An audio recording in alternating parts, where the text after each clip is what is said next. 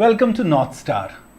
The results of regressing y against x are as follows.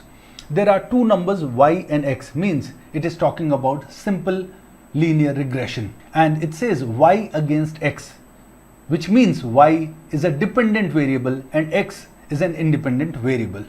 A simple regression analysis is denoted by a formula y is equals to a plus bx. It is important that you understand each of these terms.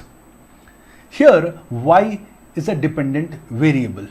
On what? On a plus bx. A is called the y-intercept, and here the y-intercept value is given as 5.23. What does this y-intercept means? It means the value of y when x value is 0. What does it mean? Intercept, y-intercept, it means the value of y when x is 0. Remember, the value of y will always be equals to a if x is 0, because x, if it is 0 multiplied by b, will become 0. So y will automatically becomes equals to a. Let's go to the second point. Slope. Slope of the line is denoted by b here. When we plot this in a graph, the linear regression equation looks like this. And this slope of the line is what is denoted by b.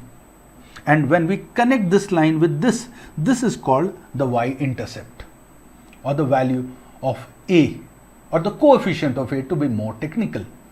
So let's solve this equation. The y-intercept, we know it is 5.23, and b, slope of the line, is given as 1.54. And what is the value of x?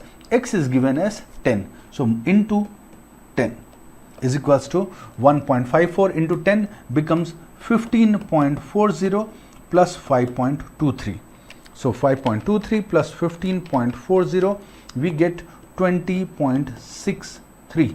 So what is the value of y? Y value will be equals to 20.63. The correct option is option number C. Very important question. Mark it important. Thank you.